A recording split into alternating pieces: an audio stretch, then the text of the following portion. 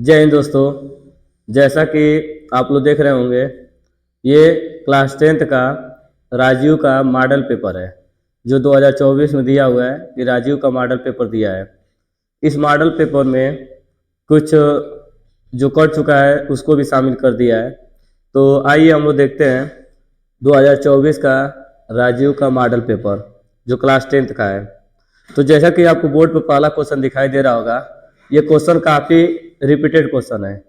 ये आप देखेंगे तो एक फार्मूला होता है कि पहली संख्या गुणे दूसरी संख्या बराबर होता है 900 गुणे 900, या ऐसे भी आप लिख सकते हैं कि 900 गुणे 900 बराबर होता है पहली संख्या गुणे दूसरी संख्या। तो आप जिस तरह चाहे उस तरह आप लिख सकते हैं। तो बस आपके दिमाग में होना चाहिए कि जो फार्मूला है पहली संख्या गुणे दूसरी संख्या बराबर 900 गुणे 900। तो हम लोग क्या करेंगे, पहले हम लोग लगाते हैं बराबर और एक साइड लिखेंगे पहली संख्या और गुणे दूसरी संख्या। तो इस क्वेश्चन में देखेंगे आप लोग तो दिया है कि 26 और 156 का लॉसव, मतलब पहली संख्या जो है वह है 26 और जो दूसरी संख्या है वह है 156, और इन दोनों का जो लॉसव दिया है। तो आप जानते हैं फार्मूला पहली संख्या गुणे दूसरी संख्या बराबर होता है लॉसव गुणे मौसौ। तो लॉसव दिया है, यहाँ देखिए लॉसव 156 दिया है, आपसे पूछ रहा है मौसौ, यहाँ गुणा लिखेंगे और लिखेंगे मौसौ, और यहाँ से क्या हो जाएगा कि 156 से 156 कैंसिल हो जाएगा और आपके पास बचेगा कितना 26। जो ये 26 बचेगा ये आपका आंसर हो जाएगा, यही आपका मौसम हो जाएगा। तो पहले क्वेश्चन को जो ऑप्शन होगा ऑप्शन नंबर बी सही हो जाएगा। तो काफ़ी आसान क्वेश्चन है। अगले क्वेश्चन को देखिएगा आप लोग। देखिए इसमें जो बोला है कि अपरिमेय संख्या बताइए। तो अपरिमेय से पहले आपको इतना पता होना चाहिए कि परिमेय और अपरिमेय संख्या क्या है। तो परिमेय संख्या जिसको आप बटे के रूप में लिख लें, मतलब P अपन Q के रूप में लिख लें, और P अपन Q को लिखने के साथ साथ देखिए जो नीचे वाला होना चाहिए डिनोमिनेटर जिसको हर कहते हैं वो जीरो ना हो। जो हर हो नीचे वाला जीरो ना हो वो परिमेय संख्या होता है। जैसे परिमेय संख्या का कोई उदाहरण बोला जाए तो 2/3 परिमेय संख्या है, 5/2 परिमेय संख्या है, यहाँ तक कि जीरो भी परिमेय संख्या है। क्योंकि जीरो में हम लोग क्या कर सकते हैं, एक से भाग देंगे तो भी क्या होगा, आपको केवल परिमेय संख्या में देखना होता है कि जो नीचे वाला हो वो जीरो नहीं होना चाहिए। और अपरिमेय संख्या जिसे आप अंडर रूट में से बाहर न निकाल पाए, इतना याद रखिए, अंडर रूट में से जो बाहर न निकल पाए वो अपरिमेय संख्या है। जैसे कोई कह रहा है कि अपरिमेय संख्या बताइए, तो आप बोल सकते हैं कि देखिए √2 एक अपरिमेय संख्या है, √3 अपरिमेय संख्या है, लेकिन √4 अपरिमेय संख्या नहीं है। क्योंकि जानते हैं कि √4 रूट में से बाहर निकल सकता है, और बाहर निकलेगा तो किस रूप में निकलेगा, 2 के रूप में। तो √4 है वह अपरिमेय संख्या नहीं है, परिमेय संख्या है। और एक बात और, कोई भी अपरिमेय संख्या में जैसे √2 अपरिमेय संख्या है, इसमें यदि कुछ भी जोड़ते हैं आप, कुछ भी, जैसे परिमेय जोड़ेंगे या अपरिमेय जोड़ेंगे, जैसे कोई नंबर जोड़ देते हैं आप, 2 जोड़ दीजिए, तो अपरिमेय संख्या में कोई भी नंबर परिमेय या अपरिमेय किसी को भी जोड़ते हैं तो हमको हमेशा मिलता है अपरिमेय संख्या, हमेशा मिलेगा अपरिमेय संख्या, हमेशा अपरिमेय ही संख्या मिलेगा आपको, और उसके सिवा और कुछ नहीं मिलेगा। आपको याद होना चाहिए कभी भी, ठीक है, कोई भी आपका देखेंगे तो कभी भी कोई भी संख्या हो। और देखिए पहले क्वेश्चन को देखिए, इसमें दिया है कि अपरिमेय संख्या जो बोला है अपरिमेय √5 अपरिमेय संख्या है। और देखिए इस √3 में से 5 शामिल हो चुका है, ये भी क्या बन जाएगा, अपरिमेय संख्या। कोई भी अपरिमेय संख्या के साथ कोई नंबर यदि गुणा में हो, भाग में हो, जोड़ में हो, या जिस तरीके से भी हो, वो हमेशा क्या होता है, अपरिमेय संख्या होता है। इसमें आप देखेंगे पहला और दूसरा दोनों को दोनों क्या है, अपरिमेय संख्या है। तो दूसरे का जो ऑप्शन होगा वो आपका सही होगा, ऑप्शन नंबर ये तीसरा सही हो जाएगा। अगले क्वेश्चन को देखिएगा। इस क्वेश्चन में आपको दिया है प्रतिच्छेदन बिंदु। प्रतिच्छेदन बिंदु का मतलब होता है x, y। मतलब देखिए क्या होता है, कभी भी जो x का मान और y का मान निकाल देते हैं हम लोग, उसी को बोलते हैं प्रतिच्छेदन बिंदु। तो क्या करते हैं, इससे हम हल करते हैं। देखिए x -2 बराबर 0, यहाँ से ये -2 है, उस साइड लेके जाएंगे, ये हो जाएगा +2, ये हो जाएगा x बराबर 2। इसको हल करते हैं हम लोग, y + 6 बराबर 0, 6 को आप उधर लेके जाइए तो y = हो जाएगा -6। तो यहाँ से देखिए एक x का मान निकला और एक क्या निकला, y का मान। अब इन दोनों को आप मिला दीजिए, x की वैल्यू 2 और y की वैल्यू -6। ये आपका क्या आ जाएगा, ये प्रतिच्छेदन बिंदु होगा। कुल मिला जुला के प्रतिच्छेदन बिंदु, x और y का मान ही प्रतिच्छेदन होता है। x बराबर 2 आया, y बराबर -6। तो देखिए ऑप्शन नंबर ये जो 2 वाला है वो सही है, 2 और -6। अगले क्वेश्चन को देखिएगा, ये कह रहा है कि देखिए कि अद्वितीय हल है। ये दिया है कि 2 रेखाएं का अद्वितीय हल है। तो अद्वितीय हल का कंडीशन होता है जब 2 रेखाएं किसी एक बिंदु पर एक दूसरे को काटती हैं। जब 2 रेखाएं किसी एक बिंदु पर दोनों रेखाएं एक दूसरे को काटती है, उसे कहते हैं अद्वितीय हल। उसका जो फार्मूला होता है A1/A2 और होता है नॉट इक्वल टू B1/B2। ये फार्मूला होता है इसका अद्वितीय हल का, एक हल का। और जब देखिए एक और फार्मूला होता है, जब 2 रेखाएं एक दूसरे के समांतर होती हैं। जब 2 रेखाएं सीधा जाएंगी तो कभी भी एक दूसरे को काटेंगी नहीं, कभी भी नहीं काटेंगी। तो जब ये 2 रेखाएं कभी काटेंगे ही नहीं तो x और y का मान नहीं आएगा, क्योंकि जब काटेंगे तो भी तो एक बिंदु पर काटेंगे। और जब दोनों रेखाएं एकदम सीधा जाएंगी तो एक दूसरे को प्रतिच्छेदित कहीं एक दूसरे को काटेंगे नहीं, इसलिए इसमें x और y का मान नहीं आएगा। इसीलिए इसका कोई हल नहीं होता है। अब कोई हल नहीं होता है, इसका कंडीशन होता है A1/A2 बराबर B1/B2 और होता है नॉट इक्वल टू C1/C2। और एक और तीसरा कंडीशन होता है कि जब एक रेखा दूसरी रेखा के ऊपर हो, अर्थात एक रेखा दूसरी रेखा के ऊपर संपाती हो, 2 लाइन एक दूसरे पर होती है तो संपाती कहा जाता है। और उसका कंडीशन होता है A1/A2 बराबर होता है B1/B2 और बराबर होता है C1/C2। ये कंडीशन होता है। तो आपको इस क्वेश्चन में देखिएगा पूछा क्या है, आपसे पूछा अद्वितीय हल मतलब एक हल। एक हल का कंडीशन देखिए A1/A2 ये है, A1/A2 और नॉट इक्वल टू B1/B2। ये आपका सही है, ऑप्शन नंबर सी वाला, क्योंकि आपसे बोला है कितना हल, एक हल। इस क्वेश्चन को देखिएगा, देखिए इस क्वेश्चन में आपसे बोला है कि मूलों का योग ज्ञात कीजिए। जब द्विघात समीकरण आता है, द्विघात समीकरण जिस चर राशि पर 2 घात हो वो द्विघात होगा। तो द्विघात समीकरण मूलों का योगफल और मूलों का गुणनफल ये दोनों आता है। तो आपको फार्मूला याद होना चाहिए कि मूलों का योग पूछा है तो मूलों का योग होता है अल्फा प्लस बीटा बराबर होता है -B/A। ये फार्मूला होता है, अल्फा प्लस बीटा बराबर -B/A। अब देखिए alpha plus beta minus B जो होता है वह यक्स का गुणांक होता है। यक्स का गुणांक मतलब यक्स के जो बगल में होता है वह बी होता है, और जो ए होता है वह यक्स स्क्वायर के बगल में होता है। यहाँ पर देखिए बी कौन होगा, बी जो होगा यक्स के बगल में ये बी होगा, और जो यक्स स्क्वायर का बगल गिर होता है वो क्या होता है, ए होता है। तो ये आपका ए, ये आपका बी और ये आपका सी हो जाएगा। तो पहचानने का तरीका देखिए, जो यक्स के बगल में रहेगा वो बी और जो यक्स स्क्वायर के बगल में रहेगा ए, और जिसमें यक्स नहीं लगा रहेगा वो सी हो जाएगा। तो आप यहाँ पे लिखेंगे -B।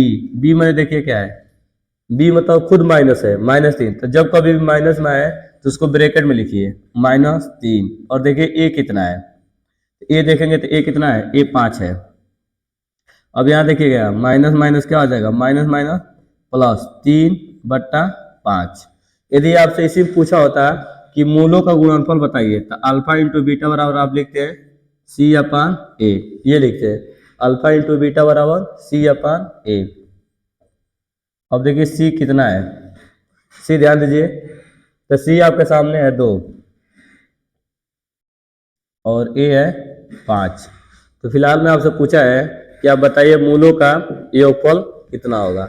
तो देखिए क्या आंसर आया, 3/5। ये है पहला वाला ऑप्शन, 3/5 पहला सही है।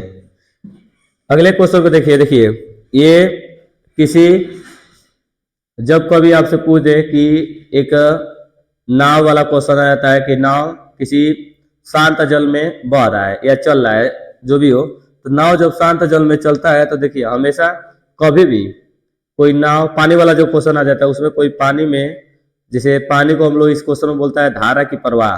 धारा माने पानी किस दर से जा रही है। तो जब कभी भी यदि कोई पानी में तैर रहा हो, कोई भी तैर रहा हो या पानी में नाव जा रहा हो, तो हमेशा जो चाल ज्यादा होता है, जो तैरता है उसका ज्यादा होता है। पानी का चाल मतलब धारा की चाल हमेशा कम होती है।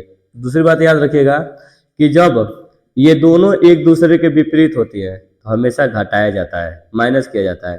और जब दोनों एक ही दिशा में होती है तो हमेशा जोड़ा जाता है। जैसे क्वेश्चन इसमें आता है कि ऋतु एक नाव में, मतलब ऋतु जो है पानी में तैर रही है, तो जब ऋतु जिस दिशा में, पानी की दिशा में चलेगी तो दोनों की चाल जोड़ देंगे, ऋतु की चाल और पानी मतलब धारा की चाल।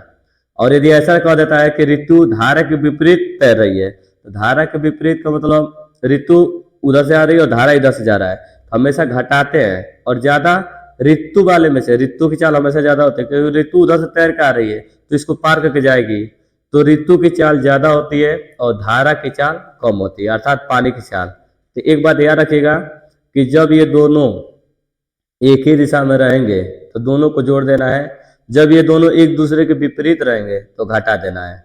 और ज्यादा की चाल किसकी होती है, जो तैरता है।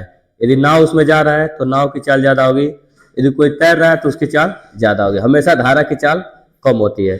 इसमें देखिए, खुद देखिए, जो नाव की चाल कितनी है, 8 है, और धारा की चाल कितनी है, 3 है। अब माइनस कीजिए, कितना बचेगा, 5 किलोमीटर प्रति आवर। ये इसका आंसर हो जाएगा। तो इस क्वेश्चन का आंसर देखिएगा जो आया हुआ है ये है 5 किलोमीटर, 5 किलोमीटर वाला रहेगा, ये वाला रहेगा 5 किलोमीटर प्रति आवर, क्योंकि किलोमीटर घंटा में दिया है इसलिए नीचे वाला ऑप्शन सही रहेगा, ऑप्शन नंबर 2।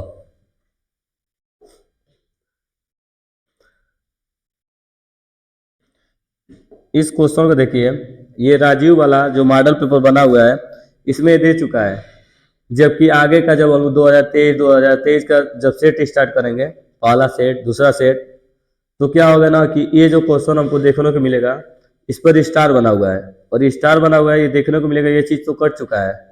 और राजीव वाला जो प्रकाशन है उसमें ये आया हुआ है 2024 के मॉडल पेपर में, तो इसको हम लोग सॉल्व करते हैं। तो इसमें देखिए फार्मूला जो होता है, जब दो त्रिभुज समरूप होते हैं, मतलब दो त्रिभुज समरूप होंगे जैसे देखने में एक जैसा, जब दो त्रिभुज जैसे दोनों हाथ देखिए ये समरूप भी है सर्वांगसम भी है, ये हाथ का पंजा, क्योंकि देखिए तो एक के ऊपर एक रखने पर क्या होता है, ये ढक जाता है और दोनों का आकार सेम है। तो फार्मूला ये होता है कि जब दो त्रिभुज समरूप होते हैं तो उनका क्षेत्रफल का अनुपात उनके संगत भुजाओं के वर्गों का अनुपात के बराबर होता है। वैसे पढ़ चुका है लेकिन आप तैयार कर लीजिए। देखिए आप ऐसे लिखिएगा, त्रिभुज, पहले त्रिभुज का ए बी सी का क्षेत्रफल, आप मान लीजिए कि पहला त्रिभुज ए बी सी है और दूसरा त्रिभुज ले लीजिए पी क्यू आर का क्षेत्रफल बराबर, आप लिखेंगे इनकी संगत भुजा, संगत भुजा मतलब यहाँ तो भुजा नहीं दिया, ऊंचाई दिया तो ऊंचाई लिख लेंगे, इनकी संगत भुजाओं के मतलब H1 पहले बट्टा H2, पहले त्रिभुज की ऊंचाई दूसरे त्रिभुज की ऊंचाई का अनुपात। अब देखिए वैल्यू क्या दिया है, इसमें क्षेत्रफल दे चुका है, क्षेत्रफल देखेंगे तो 20 दिया है और 45 दिया है, दोनों रख दीजिए। अब इसको आप हल कीजिए, आप इसको काटिए, अब काटेंगे देखिए कितना होगा, 5 से काट दीजिए, ये हो जाएगा 5 चौको 20, ये हो जाएगा 5 9 45, ये हो जाएगा। अब देखिए आप इधर से स्क्वायर हटाएंगे तो बगल वाला किस में आ जाएगा, अंडर रूट में आ जाएगा। यहाँ से आपका फार्मूला हो जाएगा H1 अपान H2 और ये होगा अंडर रूट में, अंडर रूट में हो जाएगा 4/9, 4 निकलेगा 2 के रूप में और ये निकलेगा 9 3 के रूप में, क्योंकि 4 2 का स्क्वायर होता है और 9 3 का स्क्वायर होता है। तो H1/H2 बराबर हो जाएगा 2/3। तो इसका जो आंसर आएगा वो आएगा 2/3। अब देखिए ये वाला क्वेश्चन भी, ये भी क्वेश्चन आपका कट चुका है। ये जो त्रिभुज है कि ABC और BDE, यहाँ है BDE, ये दोनों समबाहु त्रिभुज है। तो देखिए पहले तो आप फिगर ही बना लीजिए। देखिए इस त्रिभुज में दिया है कि A और B और C, कि ABC, अभी ABC बना है, फिर BDE इसी में बनेगा, BDE इसी वाले में बनेगा। कैसे? देखिए ये बोला है कि जो D बिंदु है वो कहाँ पे है? D बिंदु BC के बीच में है। जो D बिंदु है यहाँ है, BC के एकदम बीचों बीच में है D। और कह रहा है कि BDE, तो E कहीं मिला दिए त्रिभुज बनाने के लिए, यहाँ बनाइए E, ये मिलेगा और ये बनेगा BDE। तो कह रहा है कि इनके क्षेत्रफलों का अनुपात बताइए। आप जानते होंगे जो भी फार्मूला कह रहा है, त्रिभुज ABC का क्षेत्रफल, और फिर ये दूसरा त्रिभुज बोला है, तो दूसरा त्रिभुज आप देखेंगे BDE का क्षेत्रफल बराबर होता है इनके संगत भुजाओं के वर्गों के अनुपात के बराबर। संगत भुजा जैसे लाइन से ये ले लीजिए, जैसे आप AB ले लिए हैं, इधर के नीचे के लेंगे BD, तो आप लिखिएगा संगत भुजा AB का स्क्वायर, और नीचे आप लिखेंगे BD का स्क्वायर। और आप ये देख रहे होंगे कि ये समबाहु त्रिभुज है, और आपको पता होगा कि समबाहु त्रिभुज में तीनों भुजा आपस में क्या होती हैं? बराबर। जितना भुजा AC होगा उतना भुजा BC होगा और उतना भुजा AB होगा। तीनों आपस में क्या होंगे? बराबर होंगे। तो समबाहु त्रिभुज में भुजाएं क्या होती हैं? बराबर होती हैं। तो हम AB के जगह पर BC लिखेंगे। देखिए क्यों? यहाँ पर हम लोग लिखेंगे जितना AB है, AB के जगह पर लिखेंगे BC, क्योंकि ये आपस में बराबर है। और BD जो है वो BC का आधा है, क्योंकि BD देखिएगा, BD की जो वैल्यू है BC का क्या है? आधा है। तो BD के जगह पर हम लोग लिखेंगे BC/2 का होल स्क्वायर। इसके आगे बढ़ेंगे हम लोग, तो यहाँ हो जाएगा BC का स्क्वायर, और ये हो जाएगा BC का स्क्वायर, और ये हो जाएगा 2 दूना के 4, ये हो जाएगा। अब यहाँ से क्या होगा? BC स्क्वायर से BC स्क्वायर कट जाएगा, यहाँ 1 बचेगा। और देखिएगा यहाँ पे देखिए जो चौथा है 4 चौथा पर, चौथा ट्रांसफर वो कहाँ जाएगा? पहले पर, ये आ जाएगा 4/1, मतलब ये आएगा आपका 4/1। ये आपका आंसर हो जाएगा 4/1। इसका देखेंगे हम लोग कौन सा ऑप्शन सही है, तो ऑप्शन नंबर 3 वाला सही है। आप इस बार देख सकते हैं इस क्वेश्चन को, ये आने वाला है नहीं, लेकिन आप देख सकते हैं। देखिए ये जो क्वेश्चन आया है, इस तरह का क्वेश्चन पूछता है। अब 2024 के मॉडल पेपर में दिया है और इस तरह का क्वेश्चन आता है। आपको पहले तो फार्मूला याद होना चाहिए कि यदि 2 बिंदु हैं, देखिए पहला बिंदु यहाँ है, दूसरा बिंदु यहाँ है। समझिए पहला बिंदु A है और दूसरा B है। इन दोनों बिंदुओं के बीच की दूरी पूछा है। तो हमेशा आप मान लीजिए A बिंदु और B बिंदु के बीच आप दूरी निकालना चाहते हैं, तो दूरी का फार्मूला आपको याद होना चाहिए, और फार्मूला होता है अंडर रूट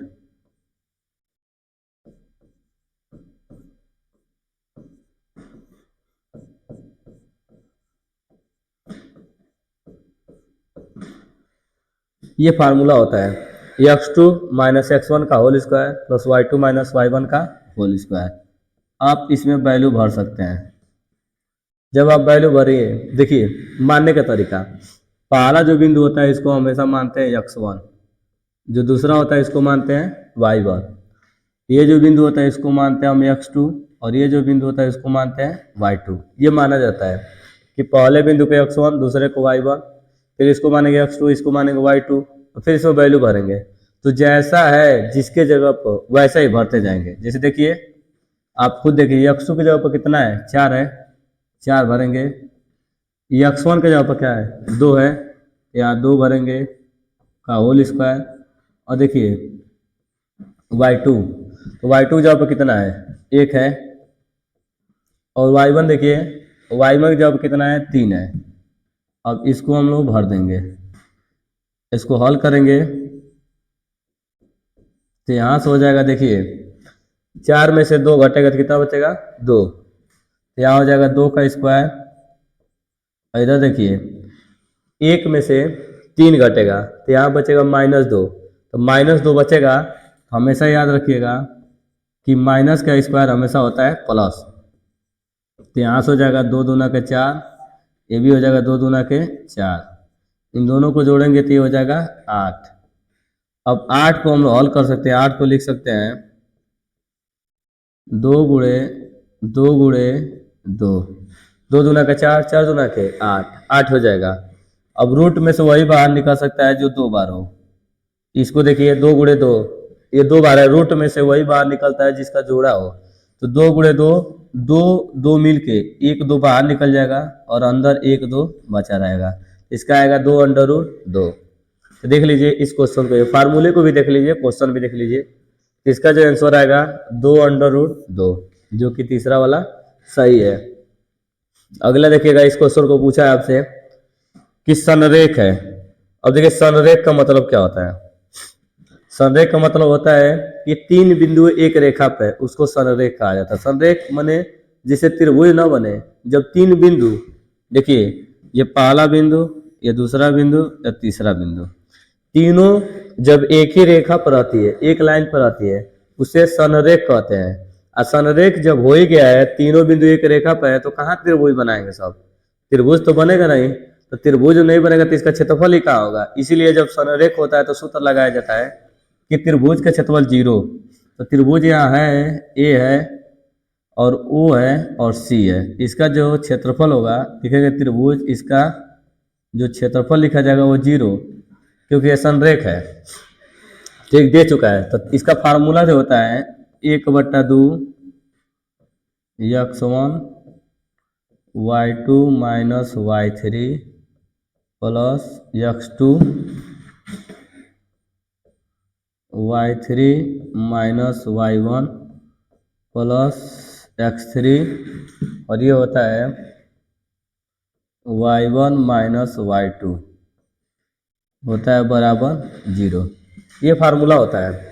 इस फार्मूले को हम लोग रखेंगे, यहाँ पर वैल्यू रख दिया जाए। देखिए ये आपका x1, ये आपका y1, x2 y2, x3 y3, सब वैल्यू भरा जाएगा 1/2। अब देखते हैं हम लोग x1 क्या है। यहाँ पे x1 देखेंगे तो x1 है आपका 1। उसके बाद हम रखेंगे y2, देखिए y2 कितना है, तो y2 0 है। फिर माइनस y3, तो y3 देखिएगा तो y3 कितना है, b है। और उसके बाद प्लस x2, तो x2 देखेंगे तो x2 0, x2 0 है। y3, तो y3 b, y1 आपका 2 है। x3 देखते हैं तो x3 a है और y1, तो y1 आपका 2 है, y2 आपका 0 है, बराबर 0। जो वैल्यू था, जो जिस जगह था, सब वैल्यू उठा कर रख दिया गया। अब यहाँ से देखिए क्या होगा, 1/2 बाहर खड़ा है, रहने दीजिए। 0 में माइनस बी जोड़ेंगे तो माइनस बी होगा। अब माइनस बी का 1 में गुणा रहेगा तो माइनस बी ही रहेगा। देखिए जिसके बाहर 0 होता है, जब बाहर ही 0 है तो सब में नंबर में 0 गुणा करेगा तो क्या बन जाएगा, 0। यहाँ टोटल 0 हो जाएगा, ये जो टोटल चीज़ है 0 हो जाएगा। अब देखिए यहाँ पर गुणा होगा a में 2 का, तो यहाँ हो जाएगा 2a। अब बाकी देखिए बराबर के 0। ये जो 2 भागम है, 1/2 2 भागम है, 0 की तरफ भेजेंगे तो क्या बन जाएगा, 0, क्योंकि 0 में किसी नंबर का गुणा होता है तो क्या हो जाता है, 0। यहाँ से हो जाएगा आपका, ये तो 0 हो चुका है क्योंकि आप भेजेंगे उस साइड। ये जो 2 भाग में है उधर जाएगा तो क्या करेगा, 0 के साथ गुणा कर लेगा, और 0 में किसी नंबर से गुणा होता है तो क्या हो जाता है, 0। यहाँ हो जाएगा -b प्लस 2a बराबर 0।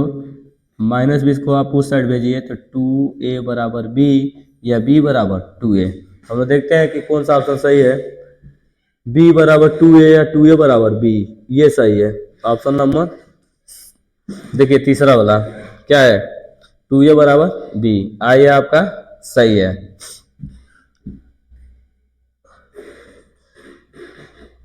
देखिए क्वेश्चन नंबर 11 वाला देखिए, इस क्वेश्चन को देखिए। ये भी क्वेश्चन पूछता है और ये बोलेगा कि बताइए कि ये किस टाइप का त्रिभुज बना है, समबाहु है कि समद्विबाहु है कि विषमबाहु है कि जो भी है। देखिए समबाहु कब होगा, जब तीनों भुजा बराबर आएगा। त्रिभुज में तीन भुजा होता है, जब तीनों आपस में बराबर हो जाएगा तो उसको बोलेंगे समबाहु। जब त्रिभुज की दो भुजा बराबर हो जाएगा तो उसको बोलेंगे समद्विबाहु। और जब त्रिभुज की कोई भुजा बराबर नहीं होगा आपस में तो उसे बोलेंगे विषमबाहु। समकोण त्रिभुज तब होता है जब वो पाइथागोरस थ्योरम का पालन करता है और जिस त्रिभुज में एक कोण 90 डिग्री हो और बकिया जो बचा हुआ जो दोनों कोण हो वो न्यून कोण हो, मतलब 90 से छोटा हो। तो आइए पता करते हैं कि कौन सा त्रिभुज है। तो सबसे पहले देखिए त्रिभुज जो भी हो हम लोग पहले इसको बना लेते हैं और दूरी निकाल लेते हैं। पहले नाम दे देते हैं इसका,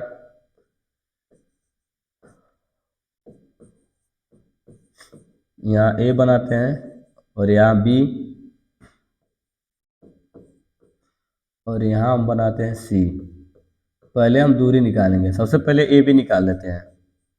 ए बी, ए और बी के बीच की दूरी कितनी है, तो फार्मूला आपको याद हो गया होगा, x2 माइनस x1 का whole square plus y2 minus y1 का होल स्क्वायर, ये फार्मूला होता है। आप देखेंगे कि ए बी वैल्यू भर लीजिए। देखिए आप इसको x1 इसको y1 x2 y2, इसको आप x1 ले लीजिए x1 y1, इसको ले लीजिए x2 y2। अब वैल्यू भर दीजिए। देखिए x2 की जगह पर कितना है, 4 है, 4 माइनस x1 कितना है -4।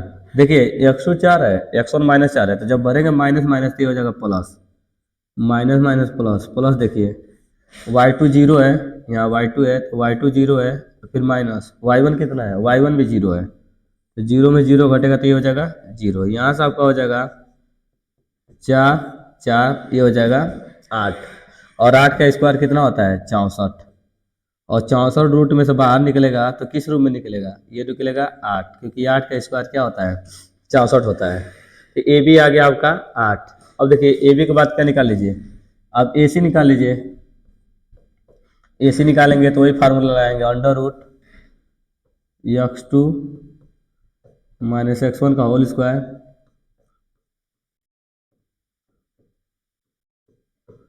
अब देखिए, अब जिसको भी आपको मानना हो, देखिए x1 y1 मान लिए तो इसको x2 y2 तो कर चुके हैं, हल कर चुके हैं, इसको मान लीजिए x2 और y2। अब आप लगा दीजिए, जब लगाएंगे तो देखिए x2 कितना है, x2 0 है, x1 देखिए x1 -4 है, जब यहाँ माइनस भरेंगे पहले से माइनस है तो माइनस माइनस प्लस 4 का होल स्क्वायर। फिर आप देखिए y2, तो y2 आपके सामने कितना है, तो y2 3 है, यहाँ रखिएगा y2 माइनस y1, देखिए तो y1 आपका 0 है, तो 0 का होल स्क्वायर। अब इसको आप हल कीजिए तो यहाँ से हो जाएगा 4 का स्क्वायर 16 और 3 का स्क्वायर 9, 16 9 25 हो जाएगा। अब 25 निकलेगा 5 के रूप में, 25 5 के रूप में। अब ए बी आ गया, ए सी आ गया, अब क्या निकालेंगे बी सी। तो जब हम बी सी निकालेंगे तो देखिए बी सी का वही रूल लगाएंगे, under root x2 minus x1 का whole square y2 minus y1 का होल स्क्वायर। अब जिसको आपको मानना है x2 y2, यदि इसको x1 मान लीजिए, इसको x1 y1 मान लीजिए, वैल्यू भरिए, तो x2 मैंने क्या रखेंगे 0 और x1 मैंने क्या रखेंगे 4 का होल स्क्वायर, फिर आप रखेंगे y2, तो y2 में क्या रखेंगे 3 और y1 मैंने रखेंगे 0 का होल स्क्वायर। तो यहाँ से हो जाएगा बी सी बराबर अंडर रूट माइनस का स्क्वायर हमेशा प्लस होता है, जो -4 दिखाई दे रहा है इसका स्क्वायर क्या होगा 16 और 3 का स्क्वायर 9, तो ये हो जाएगा 16 9 25, 25 किसका होता है 5, तो दो तो बराबर आ गया, ए सी और बी सी दोनों बराबर आ गया, तो समद्विबाहु त्रिभुज होगा, क्योंकि दो बराबर है। तो ये दिया है समद्विबाहु त्रिभुज, ऑप्शन नंबर तीसरा हो जाएगा समद्विबाहु त्रिभुज है। क्योंकि क्या है, क्योंकि आपको दिखाई दे रहा होगा कि दो भुजाएं आपस में बराबर है।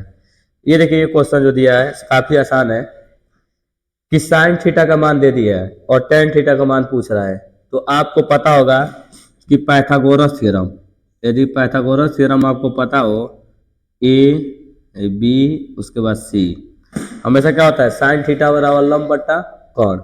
तो साइन थीटा बराबर होता है लंब, लंब माने 4, और कोण आई होता है, क्योंकि एंगल क्या लिया गया है, ये जो कोण लिया गया है ए कोण लिया गया है, और जो कोण लिया जाता है कोण के सामने की भुजा कहलाती है लंब, और जो 90 डिग्री जहाँ बना रहता है 90 डिग्री, उसके सामने की जो भुजा कहलाती है वो कहलाती है कोण। ये आपका है लंब, और 90 के सामने का भुजा ये आपका है कोण, और जो बचा रहता है इसको बोल देते हैं आधार। ये आपका जो चीज है वो है आधार। यदि आप पाइथागोरस थ्योरम से निकालते हैं तो ये जो वैल्यू आती है वो 3 आती है। कोण का स्क्वायर बराबर आधार का स्क्वायर प्लस लंब का स्क्वायर, क्योंकि ये 5 का स्क्वायर 25, 4 का स्क्वायर 16, 25 में से 16 घटाएंगे तो 9 बचेगा, 9 किसका स्क्वायर होता है 3। तो आपसे पूछा किसका वैल्यू, tan का, तो आप बोलेंगे tan a। तो tan थीटा बराबर आपको फार्मूला याद होगा, लंब बट्टा आधार। tan बराबर क्या होता है, लंब बट्टा आधार। तो लंब कितना दिखाई दे रहा है 4, और आधार कितना दिखाई दे रहा है 3। इस क्वेश्चन का आंसर होगा 4/3, क्योंकि tan थीटा बराबर होता है लंब बट्टा आधार। इसका भी कौन सा आंसर सही है, ऑप्शन नंबर 3, tan थीटा बराबर लंब बट्टा आधार। अगले क्वेश्चन को हम लोग देखते हैं, क्वेश्चन नंबर 13 देखिएगा। इस क्वेश्चन में आपसे बोला है कि देखिए जो दिया है कि sine square theta plus 1/1 plus tan square theta का मान। तो फार्मूला आपको यदि याद हो कि 1 प्लस tan स्क्वायर थीटा 0 होता है। पहले क्वेश्चन को हम लोग देखते हैं, लगाते हैं। क्वेश्चन आपके सामने है कि sine square theta plus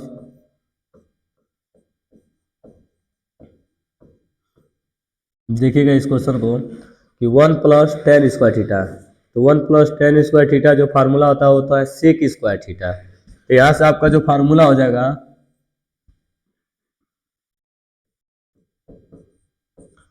sine square theta plus 1/, इसकी जो वैल्यू हो जाएगी सेक स्क्वायर थीटा 1/, क्योंकि 1 plus tan square theta sec square theta होता है, और 1/सेक क्या होता है, कॉस होता है।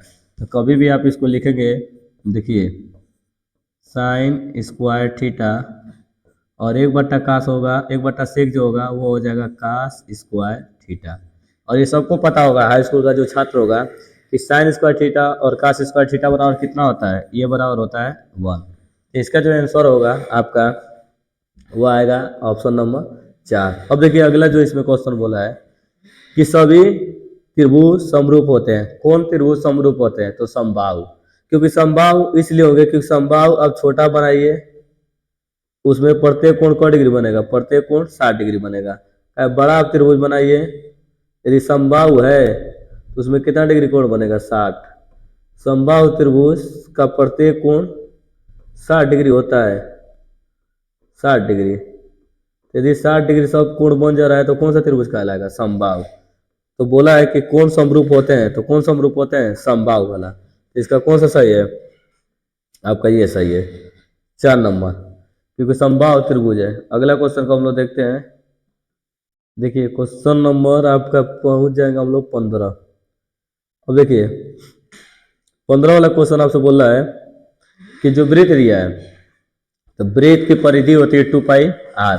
आपसे क्वेश्चन में कह रहा है कि वृत्त की परिधि दे चुका है, तो परिधि होती है 2πr, बराबर दिया है 22 सेंटीमीटर। यहाँ से हम वैल्यू भरते हैं, 2π का मान 22/7 होता है, और r को रहने देंगे 22, 22 से 22 ये कट जाएगा।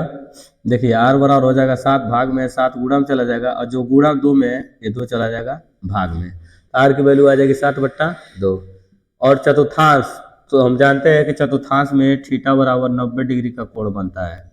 चतुर्थांश में थीटा बराबर 90 डिग्री का कोण बनता है। तो इसका क्षेत्रफल पूछा है, तो क्षेत्रफल जब हम लोग लिखेंगे तो फार्मूला हो जाएगा theta upon 360 pi are square, ये फार्मूला हो जाएगा त्रिज्यखंड का क्षेत्रफल, theta upon 360 pi are square.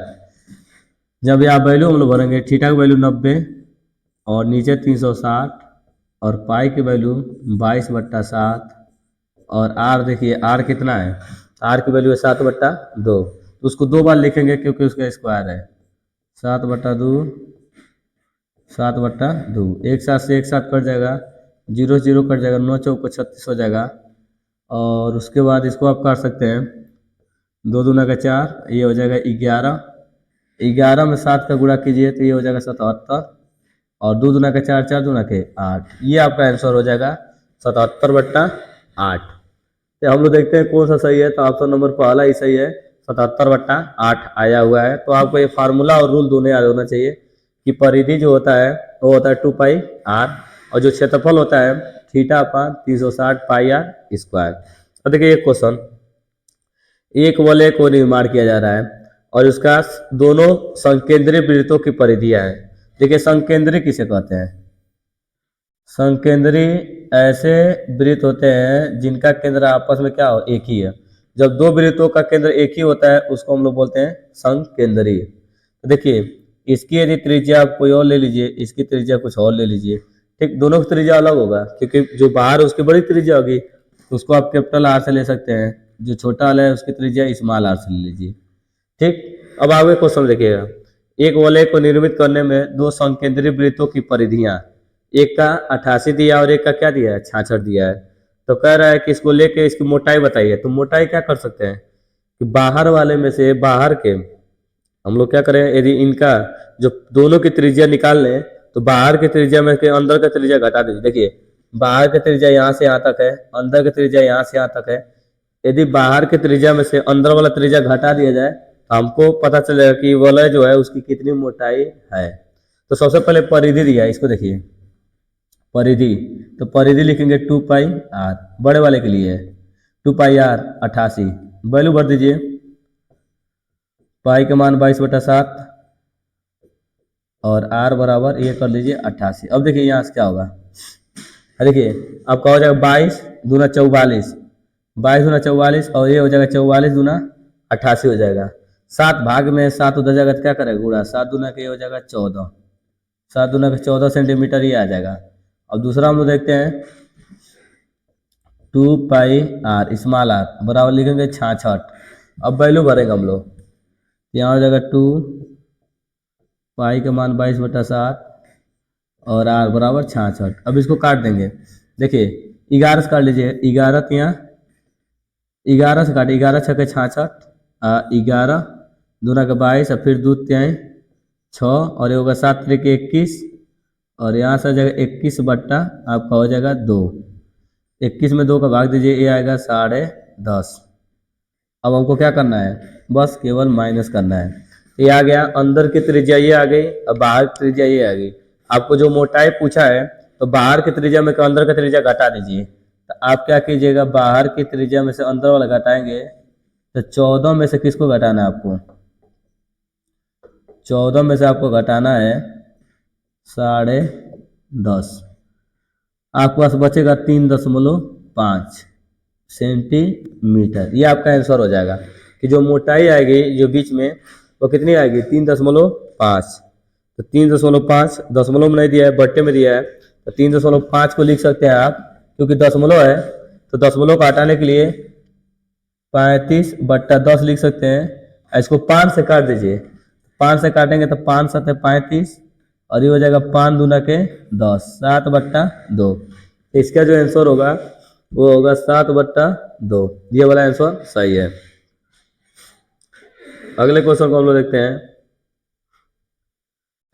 देखिए ये तो आसान आपका डायरेक्ट है कि जो पाइप होता है, पाइप बेलनाकार होता है, ये जो पाइप में आपको बोला है खोखला पाइप है, इसका मतलब इसके अंदर भी ये पाइप होगा ऐसे, ठीक। इसका जो फार्मूला होता है आयतन, ये आयतन होता है, देखिए इसमें दिया भी है व्यास दिया है बाहर का और अंदर का। तो बाहर का जो व्यास दिया है इसको आप देखिए पहले फार्मूला याद कर लीजिए, पाई r1² minus r2² into H, ये इसका आयतन होता है खोखले का।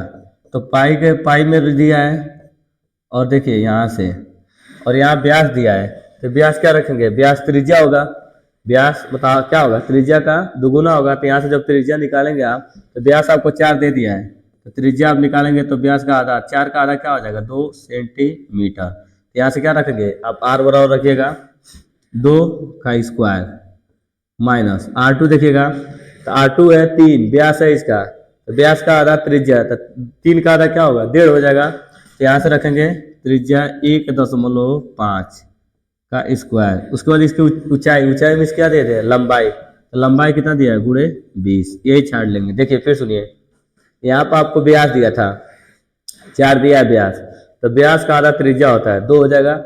यहाँ व्यास दिया है 3, 3 का आधा कितना हो जाएगा, 1.5। और ऊंचाई, ऊंचाई में लंबाई कितना दिया है, 20। तो सूत्र होता है खोखले का पाई r1 square minus r2 square गुणे h। हम देखते हैं कौन सा आंसर सही है। तो आपका मैच कर रहा है कौन सा, बी वाला आंसर आपसे मैच कर जा रहा है। अगले देखिए बेलन का आयतन, तो बेलन का आयतन खोखले बेलन का नहीं, बेलन का आयतन। बेलन का आयतन होता है पाई आर स्क्वायर एच, पहला वाला pi are square into H. Question number को देखिए, क्वेश्चन नंबर 19, ये माध्यिका पूछा है।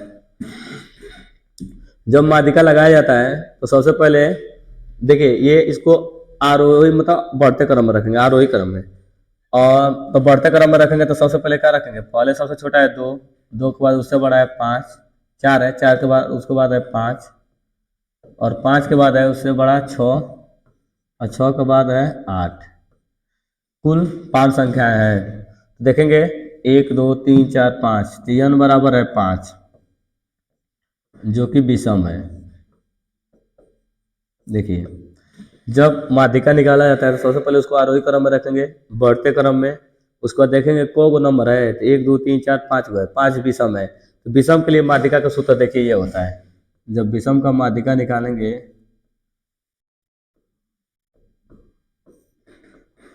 देखिए उसका जो सूत्र होगा आपका ये होता है n/2 प्लस 1वां पद, सीधे डायरेक्ट है।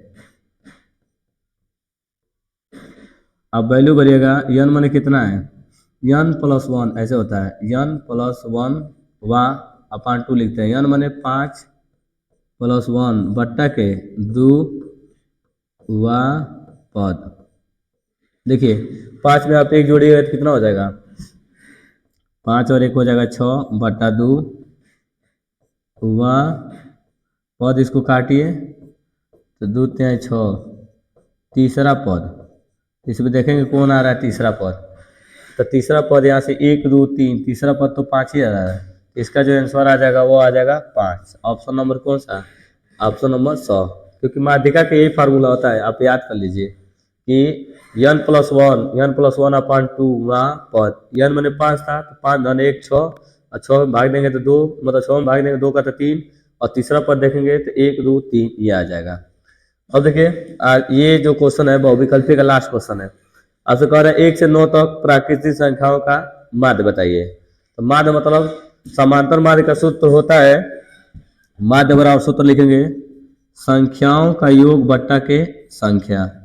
संख्याओं का योग आप सीधे लिखिए, संख्याओं का योग बट्टा का होता है संख्या, ये सूत्र होता है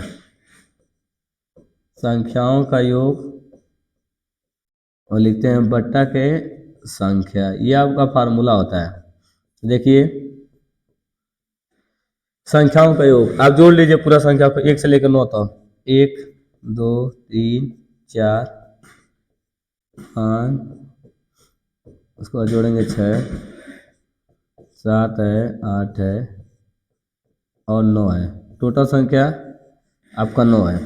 अब इन सबको जोड़िएगा, जोड़ने के बाद आपका आएगा 45, जोड़ने 45 आएगा, 9 से भाग देंगे तो 9 बचे 45। इसका जो आंसर आ जाएगा वो डायरेक्ट आ जाएगा 5। तो आपको याद होना चाहिए समांतर माध्य का सूत्र, संख्याओं का योग बट्टा के संख्या। तो 1 से लेकर 9 तक संख्या था, तो 1 से 9 तक संख्या को जोड़ देंगे और उसमें 9 से क्या कर देंगे भाग।